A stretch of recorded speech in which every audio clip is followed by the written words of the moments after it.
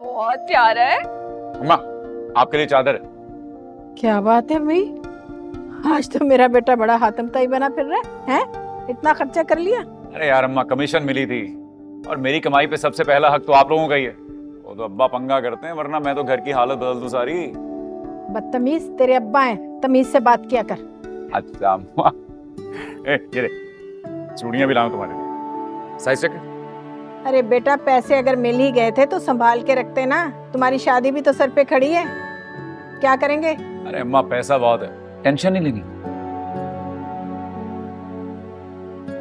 और शानी भाई, वो बैग्स। न दीदी ना बन, अपनी चीजों पे नजर रख। उसमें अरीबा के लिए चीजें। अम्मा, आप दोनों जाके ना कल ये सब अरीबा को दे आना। शानी भाई, अभी आपने रीबा को इतना सब कुछ दिया है मंगनी पर, और वो सोने का लॉकेट वो भी तो दिया है आपने। आप फिर इतना सारा सामान ले आए। सही तो कह रही है अनम। बेटा ये सारी चीजें ना मुझे दे दे, मैं संभाल के रखती हूँ, तेरी बरी में काम आएंगे। थोड़े थोड़े जोड़ूंगी तो कुछ होगा। यार अम्मा, उसकी टेंशन मत लो अभी यार, उस वक्त भी पैसों की तंगी नहीं होगी आपको। शानी मियां है ना। अच्छा अम्मा, एक बात करनी है। हाँ बोल। अम्मा, आप आबदा खाला से मेरी और अरीबा की शादी की बात करें। हैं? अरे अभी तो मंगनी करवाई है तूने, अब इतनी जल्दी शादी भी? बेटा जब शादी का वक्त आएगा ना तो हो जाएगी शादी। अरे यार अम्मा, आपको भी पता है, आप आबिदा खाला से बात करेंगी, फिर वो सोचेंगी, फिर वो टाइम लेंगी, फिर वो आए बाएं शाएं करेंगी, ये करेंगी वो करेंगी, और फिर कहीं जाके जवाब देंगी। मैं कौन सा करूँ कि कल ही शादी कर दूं? बात तो करो ना। अरे बेटा अगर शादी की इतनी जल्दी थी तो फिर मंगनी क्यों करवाई? पहले बता देते, डायरेक्ट शादी करवा देते। खामखा इतना खर्चा करवा दिया हमारा। अरे यार अम्मा, क्यों आपको खर्चे की पड़ी रहती है?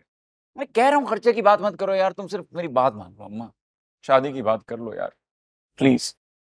बस मुझे नहीं पता, आप कल ही ये सामान लेकर जाएं और आबिदा खाला से मेरी और अरीबा की शादी की बात करें ना प्लीज। तू ही बोलना। अरे अच्छा अच्छा, कर लूंगी बात में आबदा से, और तुम्हारे अब्बा से भी तो बात करनी पड़ेगी ना। अरे अब्बा से बात करना जरूरी थोड़ी है। ये देख, हाय हाय, कैसा भाईजान, आपके भाई की चॉइस है। देखा अम्मा। अच्छा अनम, बेटा ये सारी चीजें उठा और अंदर रख। ये सारी चीजें ना मैं बरी में रखूंगी। अरे छोड़ो यार, नजर मत लगा देना।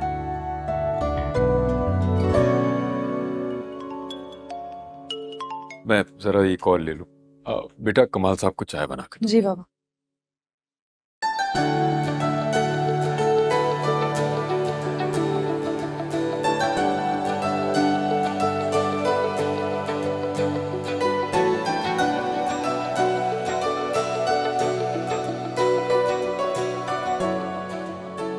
Thank you.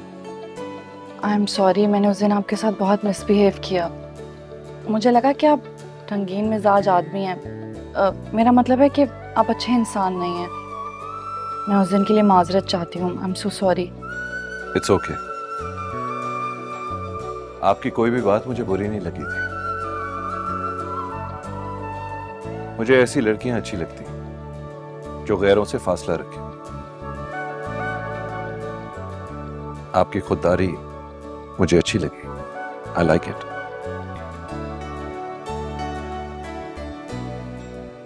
जिस इंसान में खुददारी ना हो वो इंसान कहलाने के लायक ही नहीं।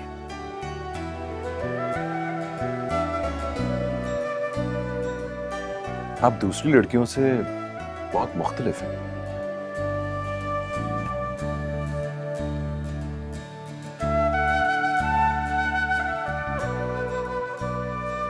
चाय।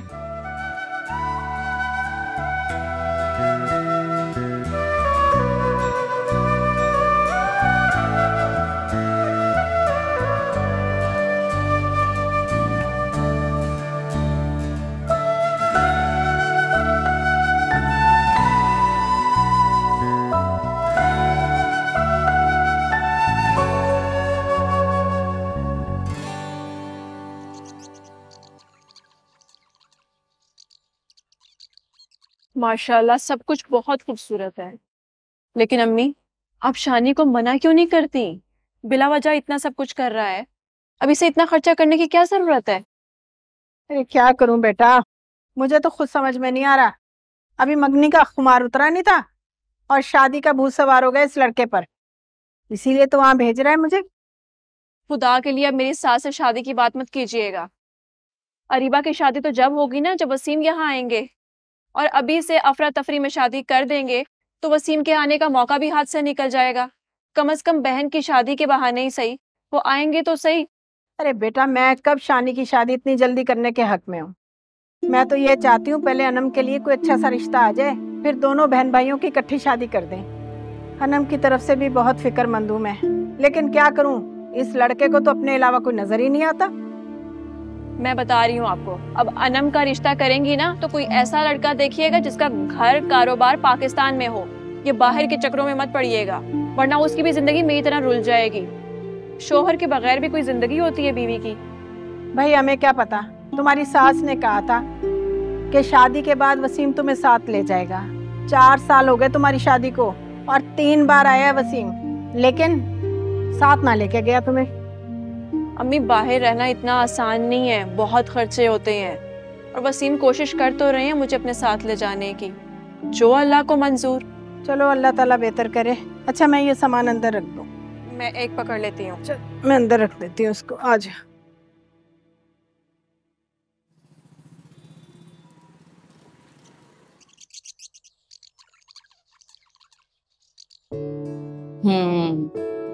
अच्छा लिखा है, बस ये स्पेलिंग गलत है, हम उसको करेक्ट कर देंगे। ओके मिस अनमोल, जी। आपको प्रिंसिपल साहिबा अपने रूम में बुला रही हैं। ठीक है, आप उन्हें कह दें कि नेक्स्ट पीरियड में मैं आ जाती हूँ, अभी मैं क्लास ले रही हूँ ना। प्रिंसिपल साहिबा ने आपको अभी ही बुलाया है। अच्छा आप चले, मैं आती हूँ। ओके। इसे ठीक से करके लिख लो, ठीक है? मैं आ रही हूँ, कोई बच्चा भी शोर नहीं करेगा। ओके? यस मैम, आपने बुलाया मुझे? जी मिस अनमोल, बैठी।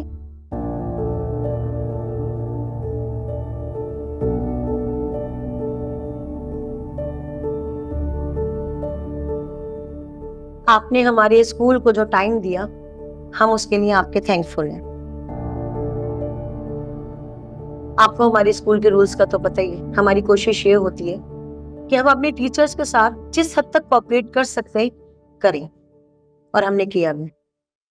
लेकिन कुछ चीजें बर्दाश्त से बाहर हो जाती।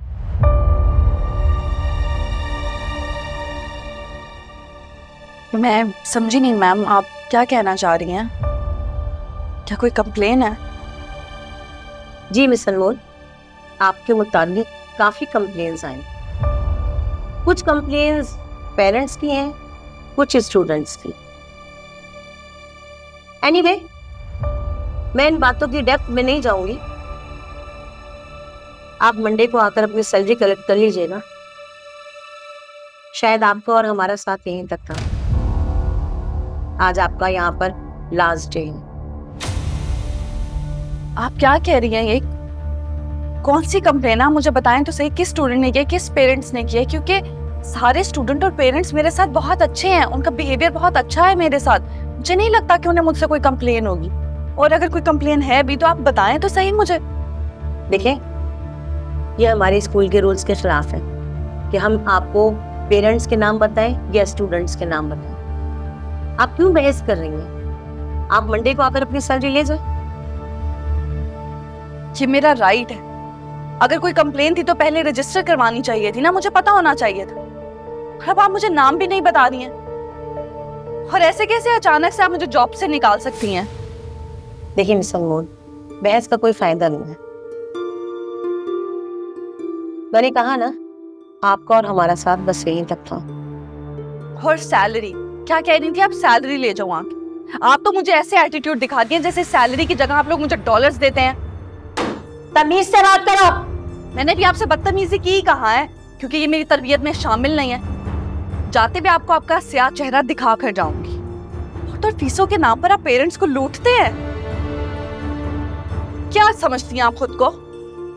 बुक्स पर, सिलेबस पर, हर चीज पर अपना लेबल चिपका के वो भी पेरेंट्स को मंजन की तरह बेच दिया जाता है। कभी एनुअल फीस, कभी एग्जामिनेशन फीस, कभी एडमिशन फीस, पता नहीं कौन कौन सी कितनी तरह की तो फीसें आपने निकाल रखी है। और तो और पेरेंट्स को गधा समझा हुआ है। पेरेंट्स बेचारे मेहनत करके गधों की तरह अपनी सैलरी, अपनी सेविंग्स आप लोग के हवाले कर देते हैं ताकि आपकी ये दुकान चमकती रहे। आप वो घटिया दुकानदार हैं जो कम तोलकर ज्यादा पैसे लेते हैं। और तो और उन लूटे हुए पैसों में से चंद सिक्के हम टीचर्स के मुंह पर मार दिए जाते हैं। कभी फुर्सत मिले ना तो आईने में अपना ये डरौना चेहरा जरूर देखिएगा। अल्लाह हाफिज।